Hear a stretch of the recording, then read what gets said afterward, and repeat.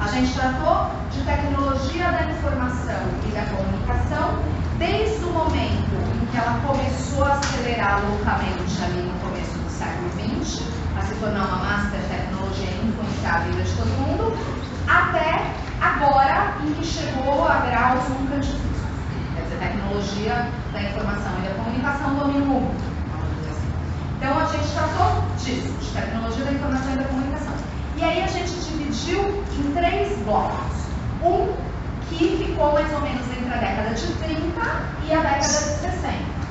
Outro que foi mais ou menos da década de 60 à década de 80. E o outro que fez análise a partir da década de 90, que é quando a gente tem o mega master boom tecnológico da informação. Então, primeiro vamos olhar para esses 3 blocos, ver qual teóricos a gente colocou em cada um deles e qual era o tema principal.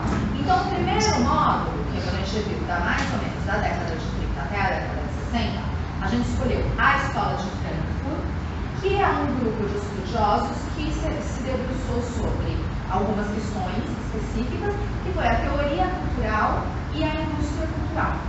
Nesse módulo, a gente abordou mais especificamente o Theodor Adorno e o Walter Benjamin, que são 2 alemães, os 2 faziam parte desse grupo de pensadores chamado Escola de Frankfurt, sendo que o Adorno fazia parte mesmo, lecionava no Instituto de Frankfurt. O Benjamin não, ele só fazia parte daquele círculo de pensadores, mas não lecionava diretamente ali. Como que eles pensam, tanto o Adorno quanto o Benjamin, essa questão da tecnologia, né? Eles pensam que ela é extremamente importante na maneira como ela direciona a forma de pensar as pessoas. Quer dizer, aquilo não é inocente. Tanto o Benjamin quanto o Adorno tem essa questão de que a indústria cultural, ela veicula ideias de uma ideologia. E que aí ela doutrina as pessoas para aquela ideologia. Os 2 enxergam que naquele momento o que está acontecendo é que essa indústria cultural serve a uma ideologia de um capitalismo absolutamente selvagem. Então que a indústria cultural é toda voltada para que as pessoas tenham um pensamento que faça com que elas aceitem as máximas do capitalismo como se aquilo fosse óbvio e elas não tivessem nenhuma outra opção, e ao mesmo tempo elas nunca se revoltem ou reajam, por mais que a vida delas esteja triste e lamentável por causa daquela ideologia. Então os 2 pensam nisso. Aí, o que a gente vê alguns pontos que são diferentes no Adorno e no Benjamin. Não é que são diferentes, são pontuais, mas são específicos do Adorno e do Benjamin.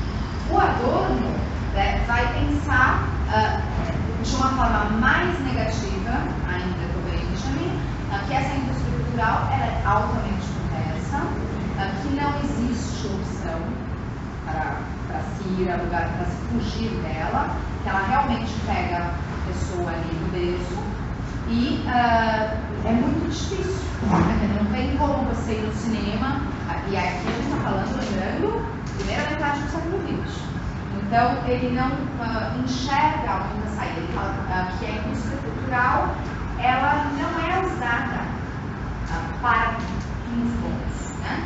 E ele, inclusive, vai dizer que a esperança, onde ele é menos pessimista, ele é tremendamente pessimista, mas na visão do Adorno, a saída para a sociedade, que pode salvar essa sociedade, é a arte. Os artistas podem fazer isso, mas ele tem muito claro na visão dele que arte não é indústria cultural. Por quê? Ele entende que se você coloca a sua arte, por melhor que ela seja, mesmo que essa arte seja do Beethoven, não importa, se uma arte, suposta arte, vai ser usada como mecanismo para manter essa ideologia perversa, então ela não é arte. Ele vai dizer que o papel da arte é conscientização e ruptura. Isso na maneira como o Adorno enxerga. Então, esse é o máximo do otimismo que ele vai. E a gente não consegue entender muito claramente como ele acha que a arte exatamente pode salvar tudo. mas ele coloca, claro, sim, a arte pode salvar a arte mesmo. Mas aí é interessante que precisa ficar claro assim, o que ele está chamando de arte não é o que é mais bonito ou menos bonito, o que tem mais qualidade ou menos qualidade. Para ele considerar o que é essa arte, precisa ter a intenção ali. E aí, até um exemplo que uma aluna deu, assim, no pensamento do Adorno, né, o que ele estaria querendo dizer é como que isso pode ser feito. Assim, por exemplo, se você diz, ele usa esse exemplo, obviamente, foi uma aluna minha do semestre passado, então eu achei um exemplo feliz. Mas assim, por que quando milhares de pessoas cantam pulando dentro de um estádio, que a minha arma está apontada para a cara do sossego, ela não está mais? É exatamente isso que o Adorno quer dizer. Ele diz assim, não importa o que é a sua mensagem. Ele diz assim, a sua mensagem é de cultura, vamos dizer, a sua mensagem é a minha arma está apontada para a cara do sossego. Ok, só que na hora que todo mundo canta aquilo como se fosse absolutamente banal, TCC, gente, tenham piedade. Valeu, boa sorte. Vocês também são sofredores, vocês entendem isso. Então, é isso que o que ele fala é o seguinte, que na hora que todo mundo começa a cantar isso no automático e usar isso como entretenimento, essa pessoa não está refletindo mais se a arma está apontada para a cara do sujeito. Ela está alienando, não refletindo. E aí, se você diz assim, isso é o argumento do Adorno, tá? Não estou falando que vocês têm que concordar ou discordar, mas ele fala assim, se você como artista diz, se eu conscientizei 3, então tá bom.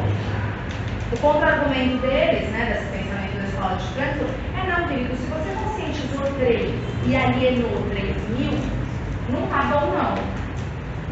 Porque para 3 que você botou para pensar, você botou 3.000 para atuar sem pensar no que estava falando. Então, o que você está prestando não é serviço, é desserviço. E daí o Adorno entende que dentro da indústria cultural não tem possibilidade de salvação. A arte que pode salvar é o que tem que comer por fora. Ok, de Adorno? Dúvidas de Adorno? Perguntas? Oi? Tá bom. Gente, ó, mas assim, eu estou usando as minhas palavras, não as palavras do Adorno, hein? Pelo amor de Deus. Gente, o Benjamin?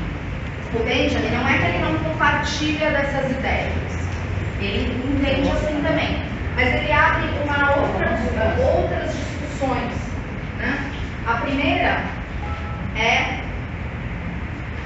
falar primeiro, vou ficar mais longe, depois eu que retomo a dor. É aquela que o Benjamin vai dizer que desde que a arte começou a ser pensada para ser reproduzível, ele vai dizer que reproduzível a arte sempre foi. Tá? Desde que alguém fez qualquer coisa de arte, outra pessoa pode ir lá e copiar. Então, reproduzível ela sempre foi, produtiva. Mas, ele vai dizer, a partir do século XIX, com a invenção da fotografia, a arte se pensa para ser reprodutiva. E aí ele diz que quando isso acontece, uma coisa que existia antes em qualquer obra de arte que é a realidade, que ele chama de aura, que tem a ver com o momento que ela foi feita, a sociedade que ela está e como ela dialoga, que torna uma obra de arte única, ainda que ela seja reproduzida, a partir do momento que uma obra de arte se pensa para ser reproduzida, e aí ele está falando de fotografia e cinema, essa aura deixa de ter importância, e o que adquire importância é a reprodutibilidade dela. Uma obra de arte passa a valer pelo tanto que ela é passível de reprodução. E aí ele vai colocar em análise como isso pode confundir. Então, quando ele faz a comparação do cinema com o teatro, ele fala, cinema e teatro não são a mesma coisa. O ator de cinema não é o ator de teatro, nem pode ser. E aí, justamente pela questão da atualização da obra, ele fala, a reprodutibilidade atualiza a obra o tempo todo. Então ele fala, um ator de teatro, por exemplo, ele encarna de fato um personagem. E durante 2 ou 3 horas ele representa aquele personagem do início ao fim, para uma plateia. De novo e de novo. No dia seguinte também, no dia seguinte também, no dia seguinte também. Um ator de cinema representa ele mesmo em fragmentos de cenas para uma equipe profissional. Ele fala, não está se julgando por quem é melhor que quem. Mas evidentemente não é a mesma profissão. Não é a mesma coisa, não é a mesma arte. Né? Outra coisa que ele coloca em comparação é a pintura e o cinema. E aí ele fala assim, o que acontece? A partir do momento que a obra de arte se pensa no reprodutivo, cinema e televisão, as pessoas vão começar a pensar, os artistas mesmo, pintura na mesma lógica, escultura na mesma lógica. Só que o público não é o mesmo e não dialoga com essas obras da mesma maneira. Então o público vai ver o quadro como se aquilo fosse cinema e não entende e se frustra e provoca escândalo. Ele fala, por quê? A pintura, por mais que ela tente se encaixar nessa nova linguagem, ela não é uma arte que nasceu para ser reprodutiva. Só que a gente reproduz, a gente envia a pintura na mesma lógica do cinema e da fotografia. E outra coisa que ele coloca também. Nesse momento que surge a fotografia, é o primeiro momento que a obra de arte perde caráter teológico. Quer dizer, de coisa divina. Você fala, não. Como assim? Tá? Então, fala assim, antes disso, nem toda pintura, nem toda escultura, nem toda forma de arte era religiosa. Ele diz, era... Oi? Ele vai dizer, era assim. Porque, mesmo quando você não estava fazendo arte de igreja, arte religiosa, tinha que ser bonito. Então, antes da fotografia, toda a arte era culto ao belo. Toda forma de arte era culto ao belo. A partir do final do século XIX, a arte não é mais teológica. Diz então que ela é. Não sei. Ela essa é a pergunta que ninguém consegue responder. O Adorno tentou, mas ficou lá mais ou menos. Mas ele fala assim, o que a gente sabe é que a reprodutibilidade, a fotografia, altera a própria natureza da arte. Depois do século XIX, sinceramente, gente, isso eu digo com certa tranquilidade, porque eu tenho certeza que ninguém nessa sala, se alguém no final da faculdade de arte está nesse lugar ainda, deu tudo muito tudo. Mas, nesse momento, nenhum de vocês, eu acredito, acha que arte é sinônimo de beleza. No final do século XIX, arte era sinônimo de beleza. É só a partir do final do século XIX que você pensa, não é isso, é outra coisa. E aí fala, então o que é? E aí essa resposta ainda está em aberto. O Adorno tentou responder, mas é uma das grandes discussões. Então esse é o ponto-chave que o Benjamin coloca. A invenção da fotografia altera a natureza da arte, porque eu não posso mais dizer toda a arte é teológica e toda a arte é fotográfica. Ele diz que o último suspiro é o retrato das pessoas. Porque antes era muito raro você ter um retrato. A partir do momento da fotografia, que tem uma fotografia, todo mundo tem pelo menos um retratinho que tirou a vida inteira. E aí quando a pessoa morre, os familiares ficam lá chorando no retrato. Tipo, dando para aquela fotografia um sentido quase religioso. É o Benjamin pontua isso como o último suspiro teológico da arte. É o último momento depois da invenção da fotografia, é o último sinal que você tem de uma arte vista com esse caráter divino. Depois isso se perde totalmente e a gente está aqui se perguntando até hoje de fazer arte. Agora, colocando mais diretamente a questão do Benjamin com a indústria cultural, né? Com a maneira como ele encara a indústria cultural. Gente, basicamente ele diz o seguinte: a indústria cultural pode ser fantástica se ela estiver a favor da sua. A favor da sua ideologia.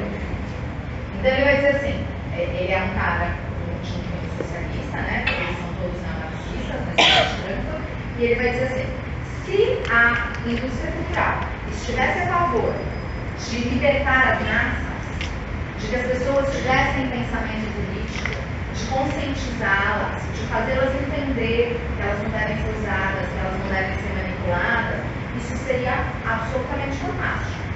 Só que a questão é que ela ser usada pelo oposto.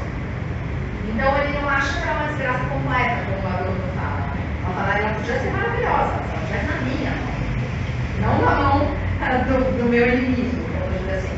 E o Benjamin é um cara que sai da Alemanha nazista, Benjamin, né, gente? Vejam o sobrenome dele. Logo no comecinho da ascensão do nazismo e se muda para a Itália. Então ele vê a ascensão do fascismo. E ele vê o fascismo usar a indústria cultural para fins políticos. Ele vê de perto. E ele faz toda uma análise disso também. Ele vai dizer, gente, a indústria cultural criou um novo tipo de político. O cara aqui precisa falar bem na câmera. E que o fato dele falar bem na câmera faz com que ele levante multidões. Ainda bem que isso não acontece mais. Inclusive ele coloca atrás, ainda bem que isso não acontece mais. Então, ele tem essa reflexão também. Como essa indústria cultural está diretamente ligada à política. Isso os caras falando na primeira metade do século XX. O Adorno, gente, eu esqueci de mencionar, toda essa teoria da indústria cultural ele desenvolve nos anos em que ele fugiu da Alemanha, também durante a guerra, e morou nos Estados Unidos. Então ele está dialogando mais diretamente ainda com o que ele viu a indústria cultural fazendo nos Estados Unidos. Gente, dúvidas de Benjamin ou Adorno? A gente mudar de modo.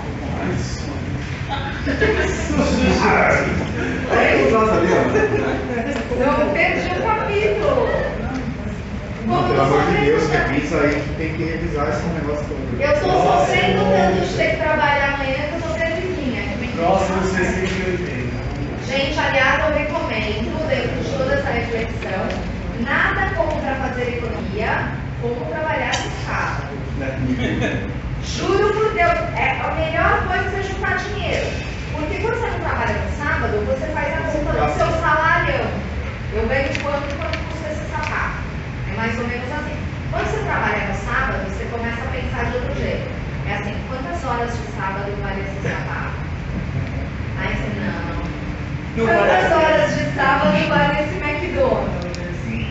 Não. Quantas horas de sábado? Nunca mais você compra nada. Então, beleza. Que é justamente essa ideia, né, que todos eles vão falar, todos esses teóricos que falam contra o socialismo, eles são socialistas, que falam contra essa ideologia capitalista, eles falam isso. O que esses caras fazem de tudo para camuflar? Que na verdade você troca a sua vida por bugigangas que te convencem que você precisa. E o que você troca não é dinheiro, você troca a vida porque você vende o bem. Você, como trabalhador que você não é dono de bens de produção, portanto você trabalha para o que é, você vende cada segundo seu para ganhar dinheiro. Então dinheiro é vida, literalmente. Aquele papelzinho lá simboliza quantos minutos da sua vida você levou para ganhar aquilo. Se você troca aquilo por alguma coisa que nem é tão importante assim, faz as contas em minutos de vida. Ele diz, o que eles estão dizendo? Que essa indústria cultural toda existe para você não lembrar disso. Essa é a questão. Assim, não pense nisso, não pense nisso, não pense nisso. Você precisa mais um sapato, mais um carro, mais uma brusinha. Todo mundo está precisando de brusinha. A gente nunca é o suficiente. A gente faz as contas. Quantos minutos vale aquela brusinha? Fica mais feio. Só que eles não querem que você pense desse jeito. Não é para você parar e pensar. É para você assistir aquele filme da mocinha bem vestida, pensar que todos os valores que estão relacionados a ela estão associados também à roupa que ela usa, sair de dentro do cinema, entrar na primeira loja de cozinha e comprar logo 3, porque é a promoção, afinal de contas. Então, é isso que eles dizem quando eles dizem essa indústria cultural está a favor de um capitalismo selvagem, que não quer que você pense e nem se rebele. É disso que eles estão falando. Eles mentem para vocês, eles dizem para vocês que você vale mais se o seu sapato for melhor, que você vale quantos sapatos você tem, que você vale o preço do seu carro, e armam esse circo de uma maneira que você não tenha nenhum tempo para pensar exatamente o que você está dando em troca daquilo. se o retorno está sendo real. Esse carro está de fato me trazendo de volta ao que eu dei por ele, é porque não é só de trabalho no sábado, gente. Nunca isso vai ficar tão claro para vocês quando vocês tiverem que acordar às 7 horas da manhã do sábado chuvoso para ir aplicar prova de DP na Brigadeiro. Não tem estacionamento. Isso lá você vai metade do valor da aula. Então, assim, você começa a fazer esse tipo de conta. Se em vez de estar aqui dando aula para vocês nessa sexta-feira à noite, pensando nesses assuntos, eu estivesse no cinema, provavelmente eu não estava pensando nisso. Então, a questão deles é exatamente essa. Esse cinema, essa TV, eles não falam de TV porque eles entram já na TV, mas a mídia que eles estão se referindo mesmo é o cinema. Pessoal, ela é feita e ela é pensada para que você não pense. Para que você entenda compre, trabalhe, compre. Isso faz você ser alguém na vida. Então, gente, essa é a questão da indústria cultural. Primeiro módulo. Então, qual é o nosso primeiro módulo? Indústria cultural, Escola de Frankfurt, Adorno e Benjamin. O Adorno é o cara que bate na indústria cultural de todo jeito. O Benjamin é aquele que fala sobre a aura da obra de arte. Tranquilo? Vamos para o segundo módulo. Segundo módulo, gente, a gente chamou de Sociedade do Espetáculo.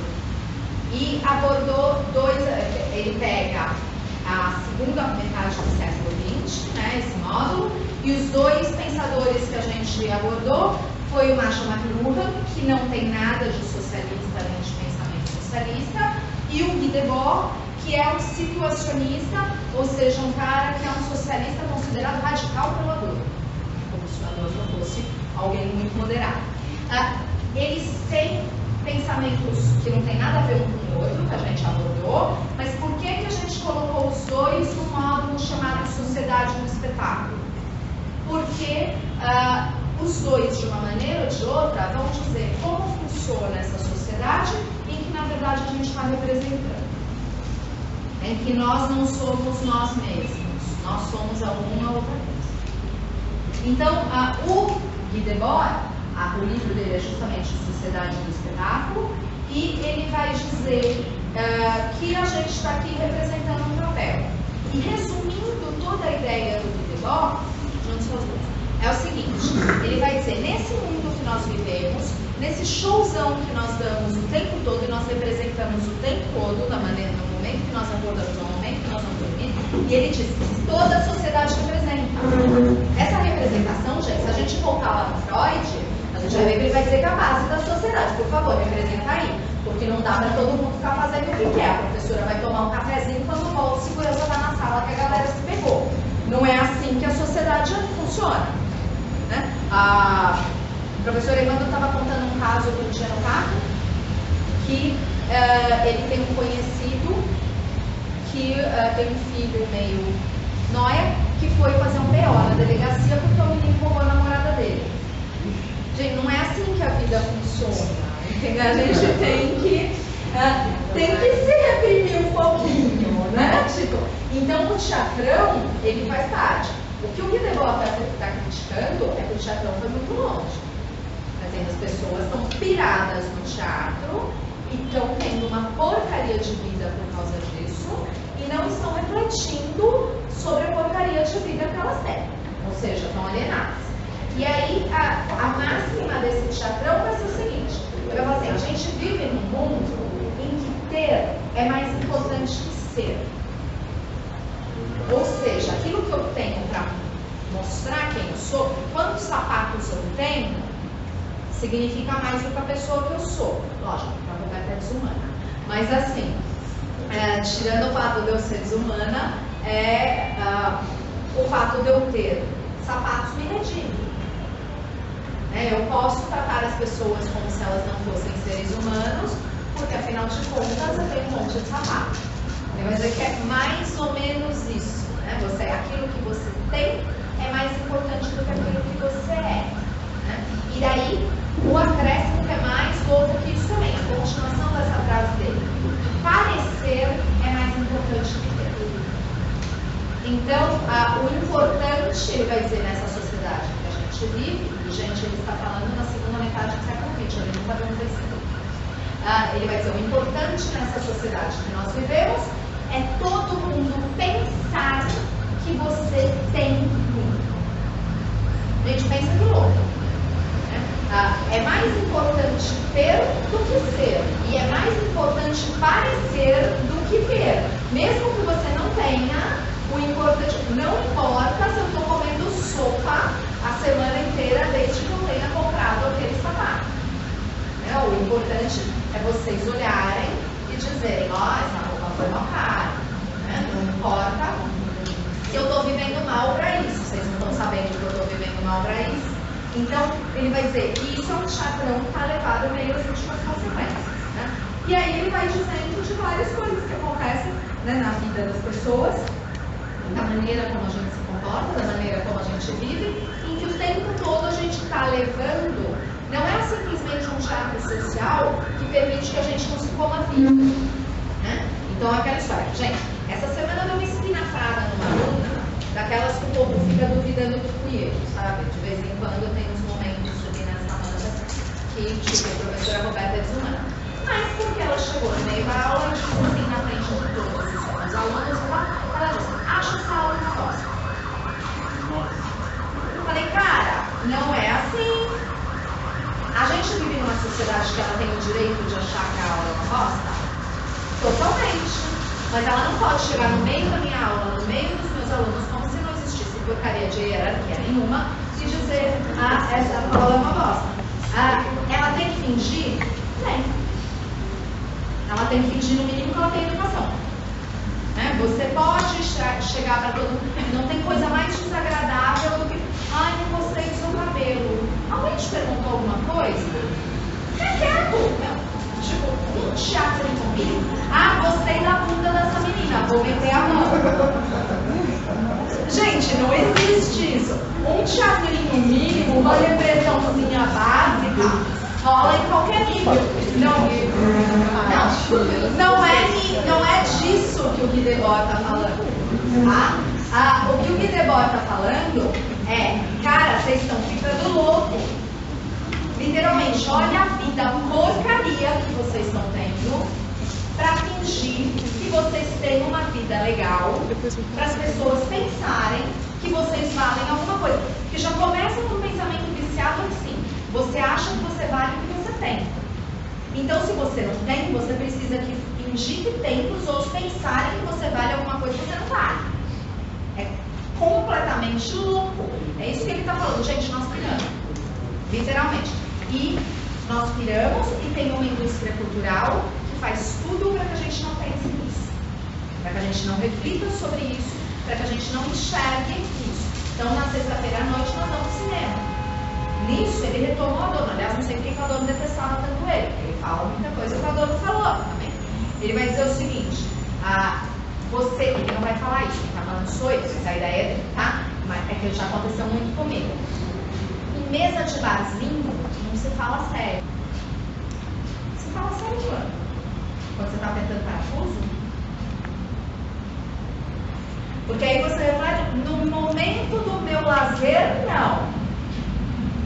Tá bom, então tá. Então quando? Porque o momento do seu lazer é quando você não está apertando parafuso. Quando você está apertando parafuso, você está apertando parafuso. Então não dá para você fazer outra coisa. Então quando é que você pensa sério? Quando é que você reflete? Quando é que você para para pensar o que você está fazendo com a sua vida? Nunca. Ele fala, para ser nunca mesmo. Fala, o entretenimento existe para isso. O entretenimento existe para que você não pense. Nunca. Eu vivo Netflix. Eu amo, não deveria ser. Mas, gente, é diferente. A gente está liberado. A gente pode assistir quanto Netflix a gente quiser. Por quê? Porque uma vez por semana, uma vez por semana não. Todos os dias da semana à noite, nós estamos aqui refletindo. Pensando. Fazendo pensamento crítico. Então, liberou geral. Mas é aquela galera que fica só no Netflix. Foi por isso que você virou professor, então, né? Exatamente. Só consciência limpa. Só para ver o Netflix de consciência. Eu também, mas eu sou uma viciada em Netflix total. Então, o Guy Debord está nesse módulo da sociedade do espetáculo, porque ele fala da sociedade do espetáculo. Às vezes vai se entender. Por que o McLuhan está no mesmo módulo que o Debord? Porque, não só porque ele está no mesmo momento, ele também está falando na segunda segunda metade do século XX, mas como o McLuhan, porque o McLuhan vai pensar nesse momento específico como é que a gente usa as mídias, como é que a gente usa os meios de comunicação. E aí ele vai dizer que os meios de comunicação funcionam como extensões do nosso corpo. Percebem como isso dialoga com a sociedade do espetáculo? Ele vai dizer, os meios de comunicação estão diretamente ligados à forma como percebemos o mundo. Você não entendeu? Se livra de um dos meios de comunicação que você usa. Seja qual for, e veja como a maneira como você percebe a realidade é alterada. Então você percebe a realidade pelas suas mãos, pela sua boca, pelos seus olhos, pela sua pele, pelos seus ouvidos, pelo seu nariz e pela sua televisão, pelo seu computador, pelo seu telefone. Se livra de qualquer um desses meios e vê se a maneira como você percebe o mundo não muda consideravelmente. Então, a questão é essa. Por isso, a gente coloca o Marshall McLuhan não só por uma questão temporal, mas também por uma questão do tipo de tema que ele está abordando, junto com o que deborda a sociedade do espetáculo. Porque essa sociedade não existe sem essas mídias. Por que ela não existe? Ela desaparece? Ela implode? Não, ela vira outra. Se a gente tirar os meios de comunicação anteriores à década de 80 daquela sociedade que o McLuhan via, ela viraria outra coisa, outra sociedade. Ela não poderia ser pensada mesmo. Além disso, tá vendo? Não está carregando aqui. Quem pôs para carregar? Quem botou para carregar aqui? Eita, Tá vendo? Isso é a extensão do corpo da Mega. Ela vai perder algo importante, porque abandonou a coisa ali. E aí, Branca? Olha a carinha marota. Olha, a Branca veio só pra comer. Olha ela. Olha, professora. Lógico que vamos. O Branco também. Amanhã. O Branco também trouxe, viu? Ô, gente, vocês não me deem um pouco que eu tenho trabalho pra fazer amanhã.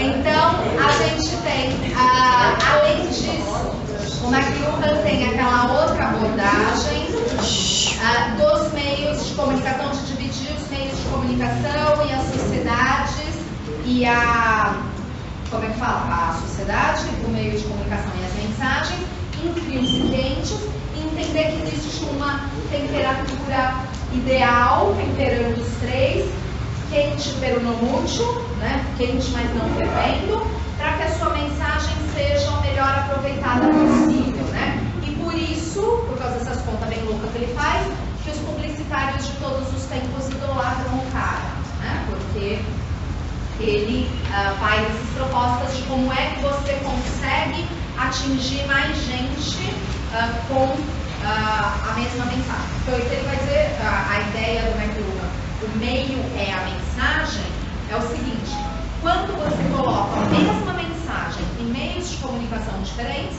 a mensagem muda.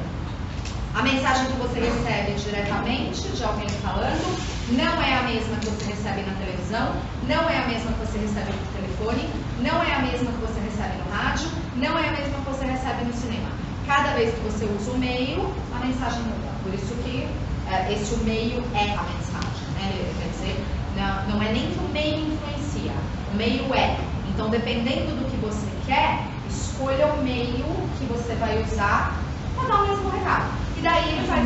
Confuso isso, né? Porque eu não consigo entender o que é quente, o que é frio. Ele fala que o cinema é quente, mas Vamos lá de o novo. telefone é frio. Gente, eu nem vou me ater tanto nisso, justamente porque eu entendo que é uma coisa que na teoria a gente pode até entender. Na hora que a gente começa a tentar fazer essa conta na prática, fica louco. Tá? Mas na teoria é assim: quanto mais uma sociedade domina a tecnologia, mais quente ela é. Então, para pensar em sociedades frias e quentes, quanto mais tecnologia ela domina, mais quente ela é. Nos meios é o seguinte: quanto mais espaço um meio deixa para sua interferência e para sua participação na mensagem, nem que seja na forma de reflexão, mais frio ele é. Então, meios quentes não dão tempo de você pensar. Então ele vai dizer, cinema é quente, rádio é quente, pessoa falando com você é frio, telefone é frio, mas lógico que você pode comparar, né? Leva. Como é que eu vou comer e falar ao mesmo tempo? Agora eu tô fixada na coxinha. Deus te abençoe. Eita, meu, que bundona é essa, gente? Ah, gente, então, assim, bom, então, se o meio me permite dar muito palpite nele, ele é mais frio. Se o meio não deixa tempo nem para eu fazer um xixizinho sem perder alguma coisa da mensagem, ele é quente. Aí o mais difícil de colocar nesse diálogo é a televisão e o cinema. Porque a gente tem tempo para falar, ué, mas a televisão também não é meio que nem o cinema? A televisão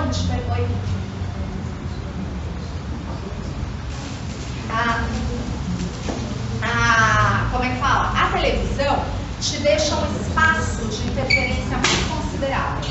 Primeiro porque tem um intervalo. Mas mesmo que não tenha um intervalo, a televisão tem um discurso que espirala a mensagem.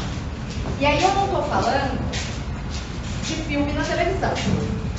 Estou falando de programa de televisão. Gente, percebam.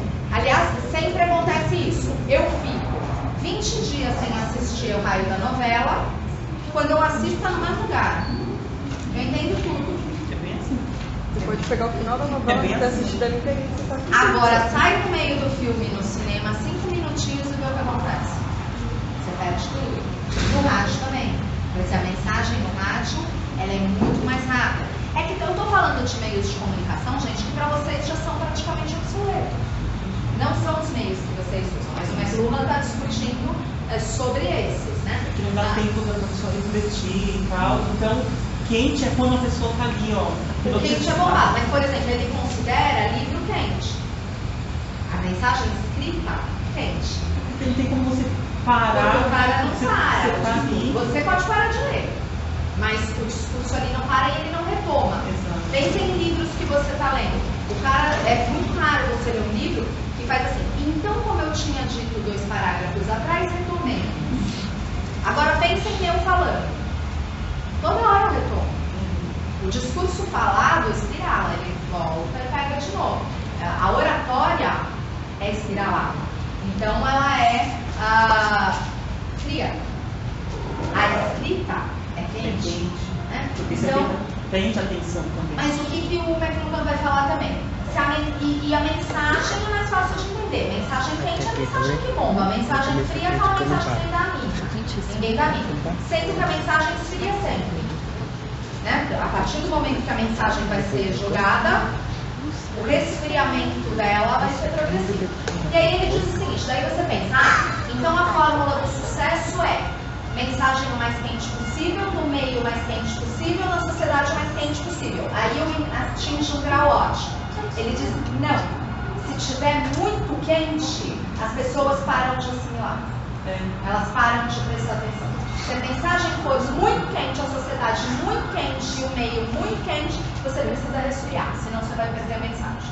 Posso perguntar de um exemplo que pode ter sido isso, só para o caso da menina do Rio de Janeiro, que pode ter sido uma mensagem muito quente no meio muito quente na sociedade. É que julgar o meio muito quente já vai começar a ficar complicado depois que a gente entrar na teoria da convergência, que são meios convergindo para a internet. A internet, nesse ponto, se você pensar Facebook, é um meio super frio, porque a gente interfere. Mas é complicado a gente tentar fazer esse julgamento, porque o McLuhan não viu essa mídia e porque essa já é uma mídia totalmente teoria da convergência. É um outro momento, vamos dizer assim. Mas tem sentido o que você está falando. Algo muito chocante, muito forte, muito exaustivamente repetido, numa sociedade muito tecnológica, que domina muito completamente essa tecnologia, de todas as formas possíveis. Sim, tem um resfriamento. Ele fala daí, de repente, não é que tem um resfriamento, tá? O resfriamento seria o desejável, porque chega um momento que as pessoas elas começam a ignorar. Não é nem que começa a fazer parte da vaidade, elas começam a ignorar. O exemplo máximo que ele usa, e que é um exemplo feliz porque ele está bem na Guerra Fria, ele fala assim, gente, mensagem de jogaram bomba atômica nos Estados Unidos no rádio, a galera vai ignorar. bota na televisão. Então, se for na televisão, você resfria. Ele fala, e aí, aí você causa o impacto que você estava querendo. Não que ninguém vai ouvir, mas ele vai dizer que essa mensagem é mais eficiente. Mas essa mensagem é mais eficiente, eu te dizendo. Eu ligo para você e falo, Yolanda, jogar numa bomba atômica. Ela é mais eficiente do que se você morrer. Porque nesse caso você para refletir. Se for uma coisa que entra no automático. É muito. Ela foi perdida. Também não quero tomar o tempo de vocês aqui, gente, na recapitulação. Mas eu acho que, por exemplo, se você comparar o caso do Nardone, da menina, ele ficou muito mais tempo na mídia, esquentando as conversas, do que de repente algumas outras coisas desastrosas que aconteceram atualmente, que na semana seguinte já ninguém está hoje em dia a gente percebe que é muita coisa. Mas isso, gente, também tem a ver com uma coisa que o Adorno fala, voltando um pouquinho lá do Adorno no primeiro momento da revisão, que é o seguinte: a indústria cultural te enche de informação para você parar de dar importância para qualquer uma. Tudo tem exatamente o mesmo lugar, e aí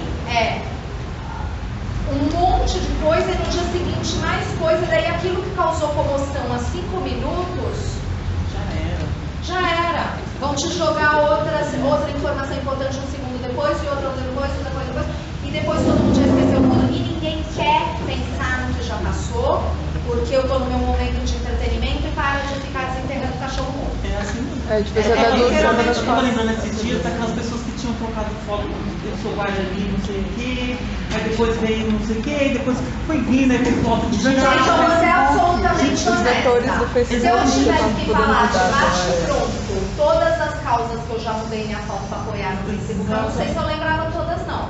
Eu sei que no momento foram coisas que eram importantes, mas a gente vai vindo outra coisa, e de repente a gente não lembra mais.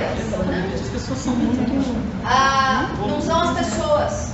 É exatamente isso. Não são as pessoas. É isso que ele está falando. Não se iluda. Não são as pessoas. Não é essa gente. O que o Adorno fala, o Guy Debord fala, e o Marshall McLuhan não fala num tom de crítica, mas na entrelinha dele ele está dizendo isso também. Para com isso, otário. Não são as pessoas.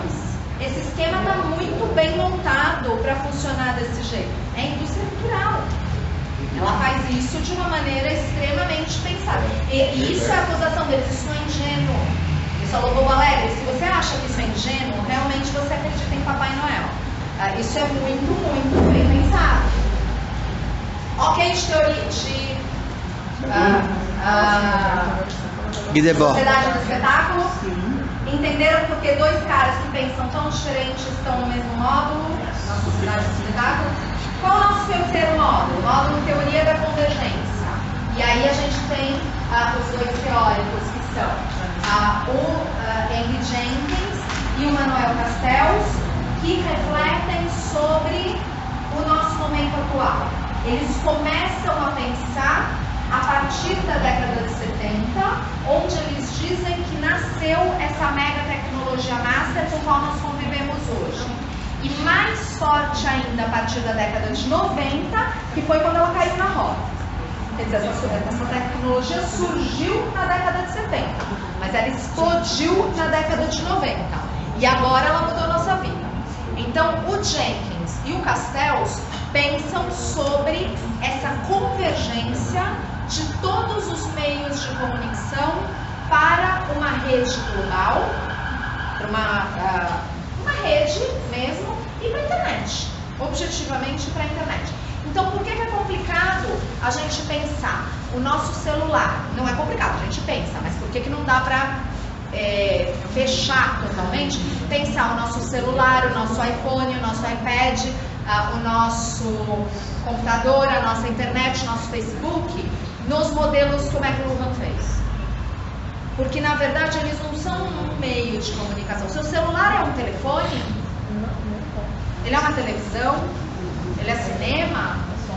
Ele não é nada disso e ele é tudo isso ao mesmo tempo. E, ao mesmo tempo, tudo isso converge para uma rede que interliga o mundo inteiro. O livro do Jenkins é A Sociedade da Convergência. O livro do Castells é A Sociedade em Rede, né? O Jenkins vai refletir mais sobre a maneira como tudo isso converge, como tudo isso está indo para um ponto só, funilando para um ponto só. O Castells, ele faz uma análise também, além dessa questão da convergência, de quando isso começou, que ele considera na década de 70, em Santa Bárbara, no Vale do Silício, na Califórnia, numa indústria bélica ligada à Guerra Fria. Essa tecnologia da informação nasce ali. E na década de 90, ela cai na mão de todo mundo, literalmente muda o mundo. Outra coisa que o Castells vai abordar e também é interessante, gente, é como toda a comunicação nessa rede se dá por signos. Se dá por signos. A gente tem pequenas imagens, pequenos pontos, pequenos tópicos, pequenas palavras que indicam, que fazem parte de uma mensagem maior e que converge toda para uma rede. E que daí, mais uma vez, gente, a gente termina amarrando, embora o Jenkins e o Castells não entrem nisso, ela serve a quê? Qual é a ideologia que comanda tudo isso? É uma ideologia de um sistema capitalista que aponta sempre para que você tenha, para que você compre e para que você não reflita. O Castells e o Jenkins, eles não fazem o tom de crítica que os situacionistas e que os neomarxistas fazem. Mas eles apontam, você fazendo a leitura deles, você percebe isso nitidamente. Eles falam, gente, mais uma vez, nessa confusão toda, que espaço me sobra no Facebook para pensar mesmo? Onde é a reflexão mesmo? Gente, isso até numa autocrítica, né? Porque eu tô lá compartilhando o textão adoidado, dizendo que existe uma cultura de estupro, sim. Por quanto tempo será que eu vou segurar isso? Será que daqui a um mês eu tô nessa? E não é o gatinho fofinho que vai me fazer ficar quieta. Eu não vou ficar quieta por causa quando eu falo assim, aquelas brincadeiras, mais gatinhos fofinhos, menos textão. Não é o gatinho fofinho que resolve a assunto, é outra questão. É outra questão super importante, super vital, super daquilo. E aí, gente, é até uma reflexão pra gente fazer. Até que ponto no entretenimento também. Gente, a galera começa a se xingar antes de terminar de ler o texto. Na verdade, entretenimento também, brincar de política e de jogar coisinha nas pessoas, muitas vezes não é reflexão. É só mais um momento. Porque a modinha agora é a gente ficar lá gritando se é cultura de estupro, se não é cultura de estupro. O triste é que é uma modinha. Tem um monte de gente que está lá participando disso só porque é uma modinha. E depois, quando não for mais uma modinha, muda a foto. Muda a foto, né?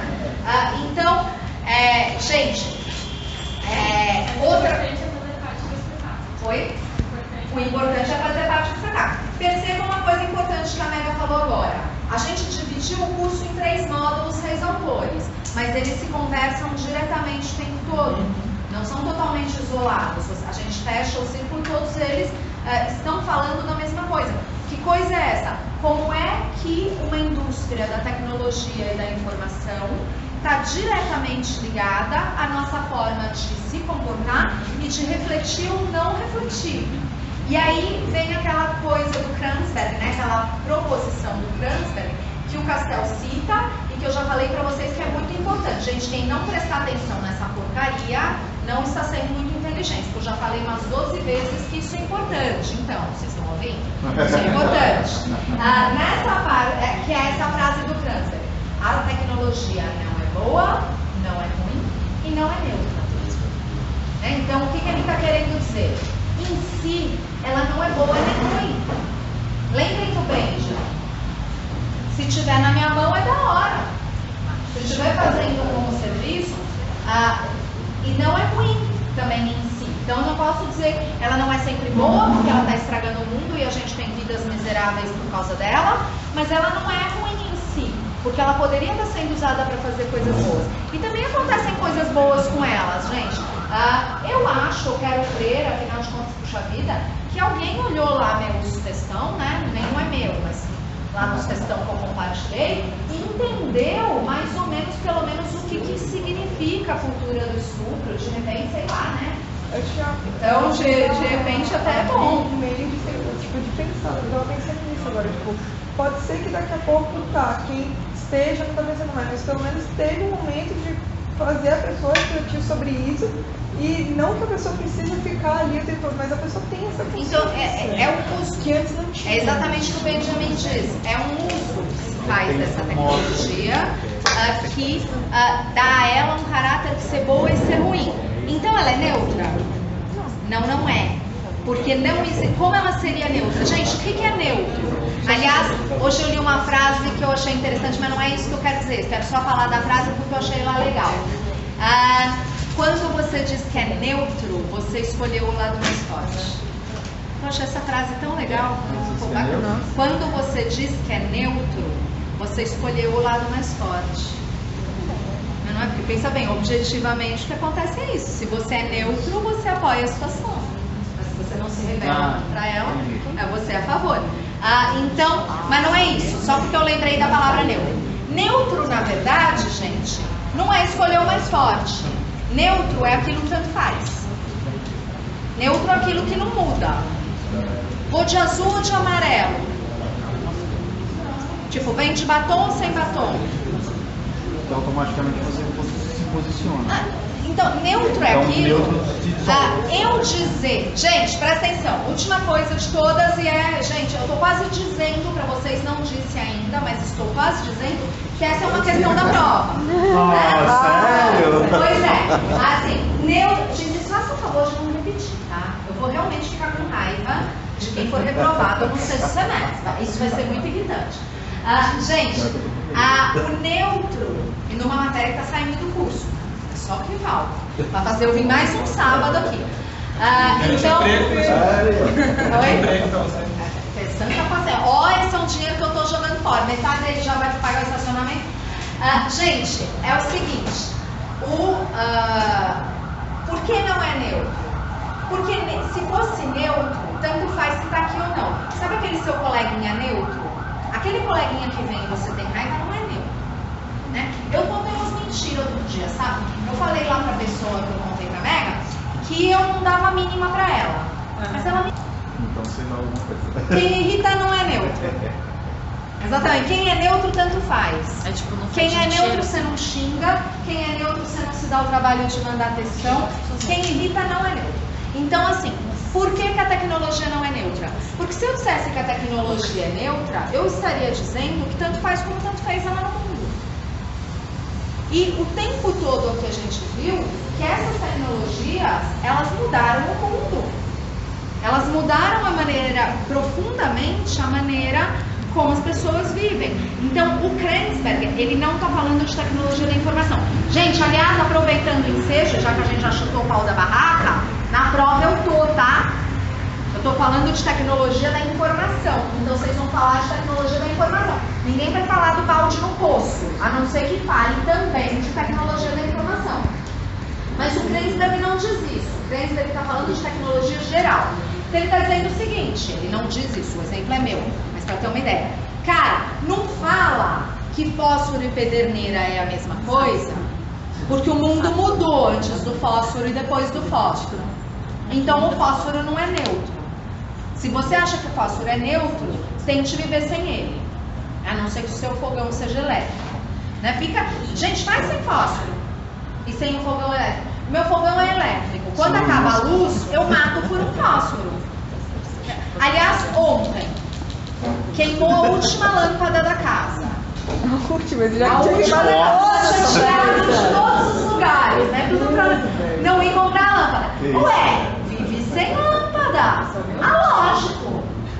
Né? Então, esse é o ponto em que a tecnologia não é neutra. A sua vida é afetada profundamente por ela. Na questão da prova, eu não quero saber de qualquer tecnologia. Se vocês darem o exemplo do fósforo do poço, não vai prestar. Eu quero saber de tecnologia da informação e da comunicação. Por que a tecnologia da informação e da comunicação não é boa, não é ruim e não é neutra? Você pode até discordar, tá? Mas Se escrever coisas do tipo, eu discordo, eu não acho, ponto. Tipo, como que é a tecnologia da informação, porque a gente não consegue... Não, é a lei de Krenzer. A lei de Krenzer é a tecnologia não é boa, não é ruim e não é neutra. Comente. Só que não é comente, isso está escrito lá, a lei é uma questão de direito. Comente falando de tecnologia da comunicação e da informação. Não é poço, é comunicação e informação. E remeta aos teóricos que a gente usa no curso. Fale dos teóricos. Posso discordar, professora? Pode. Só que se você discordar assim, eu não acho, justifique. não é nada. Fale alguma coisa. Corrigir as provas que não acha nada. Né? Então, vocês sabem que eu tô desumana. Você sabe com essa história da Roberta ser desumana? O Ale tá falando que foi o cabelo. Cara, gente, antes da gente começar a festa, última observação, abram os ouvidos do tamanho da árvore. Do tamanho da árvore. Escutem isso, pelo amor de Deus. Por que quando eu falo isso sempre tem 3 ou 4 que dormem? Mas, por favor, avisem seus colegas, batam neles. Gente, é muito possível que eu não dê a prova de vocês, por causa das bancas de TCC. Então, eu não vou estar aqui para dizer isso na hora da prova. Sabe, eu sei que vocês já ouviram. Vocês já tiveram aula comigo centas vezes e pessoas dessa sala fizeram isso, então eu vou falar de novo. Tem aquele, vou desenhar. Sabe aquele quadradinho que tem na prova, escrito assim, nota, em cima? Dentro desse quadradinho, eu juro por Deus, não é no rodapé da página de rascunho. É dentro desse quadradinho, a lápis. Todo mundo sabe que é lápis? Sim. Lápis, todo mundo comigo. A lápis! Não é a caneta, muito menos com caneta vermelha, desgraçados. Tá? É a lápis. Você vai colocar aqui a nota que você teve na continuada. Se você não colocar nada, eu vou pensar que é 3.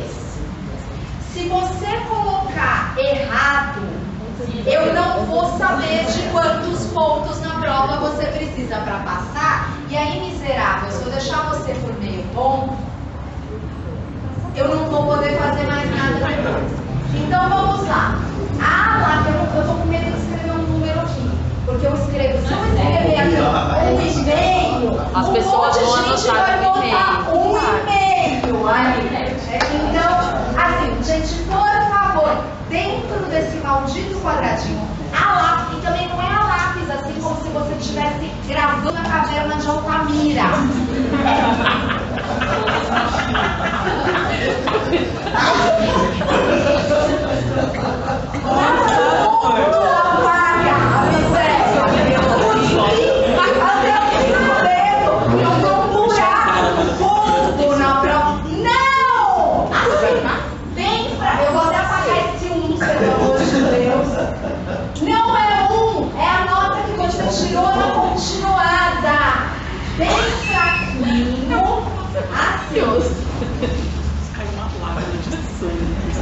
Gente, é a última vez. Vocês não vão me ver mais nesse curso, se Deus quiser. Uma vez eu quero uma sala inteira em que eu não sei, será que eu preciso de 3? Será que eu preciso de 2? Será que eu preciso?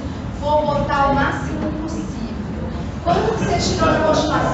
0. Aí você precisa de meio ponto e aparece pra mim que você precisa de 3. 3 eu não vou dar. Né? Daí, a verdade, o mais importante é que isso aqui seja verdade. Porque se você precisa de 3, eu não vou te dar nada. Se você não precisa de nada, eu não vou te dar nada. Se você precisa de meio, eu posso cavar isso, ok? Gente, olha, no dia em que uma sala inteirinha conseguir fazer esse troço difícil, olha, não sei nem o que vai ser. Nunca aconteceu na minha vida inteirinha. Pode ver seu Facebook. Oi? Eu já perdi. Eu tô aqui falando isso, mas